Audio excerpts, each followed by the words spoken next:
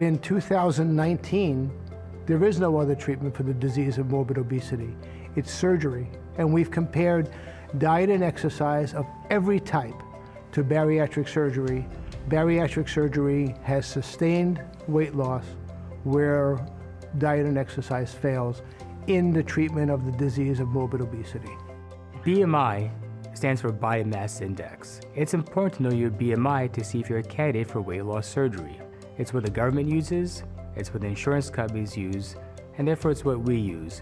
So a BMI is basically a ratio of your weight and your height. For a BMI of 35 to 39, you can qualify for surgery if you have at least 2 comorbidities that relate to your morbid obesity. If your BMI is 40 or above, you don't need any other comorbidities, just the morbid obesity. What we try to do at Rochester Regional is to try to match up the patient to the right operation. We sit down and learn what your goals are, what your comorbidities are, and we try to match up the right operation to you, the patient. I think that's critically important in any good bariatric program. So at Rochester Regional, we offer various types of surgeries for morbid obesity. We offer the sleeve gastrectomy, the gastric bypass, the duodenal switch, and we also offer revisional surgeries for patients who've had previous bariatric surgery before. The sleeve gastrectomy is a stomach-only operation. We take the stomach, about the size and shape of a football, and turn it to about the size and shape of a banana. Hormones that make you hungry are also reduced significantly with a sleeve gastrectomy, in addition to reducing the volume of the stomach. Understanding how much weight you're going to lose, we talk about in terms of excess weight loss. So for a sleeve gastrectomy, your percentage should be about 50 to 60%. So then you move on to the Roux-en-Y gastric bypass, which is by far the gold standard operation. You lose about 65% of your excess body weight in 1 year. And what we do is we take the stomach, which is the size of an NFL football, and we make a small pouch, and the pouch is actually the size of my thumb.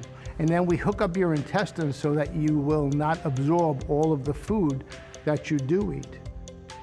The benefit of the gastric bypass over the sleeve gastrectomy is that it is a bit more powerful for some of the diseases that our patients have, like diabetics, who tend to pick operations like the gastric bypass.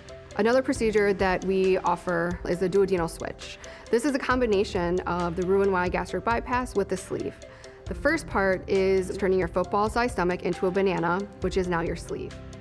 We bring up a portion of the intestine, so you're bypassing where the digestive enzymes mix together. Now you have several things going for you with this surgery. You have a sleeve, which is restrictive. You stay satisfied longer. And then you also have rearranging of your intestines, which is the malabsorptive part as well. So for a duodenal switch, the excess weight loss to be expected should be around 75 to 85%. By far, this has the greatest weight loss. When you look at the 7-year data, their weight loss is 77%. And when you look at the resolution of comorbidities, like I spoke about before, diabetes and hypertension and hyperlipidemia, the duodenal switch is as good or better than most of the other operations. It is important to acknowledge and recognize the different factors that cause one to be overweight. A very strong family history of obesity can sometimes alter our decision-making process in terms of what operation may be best suitable for you.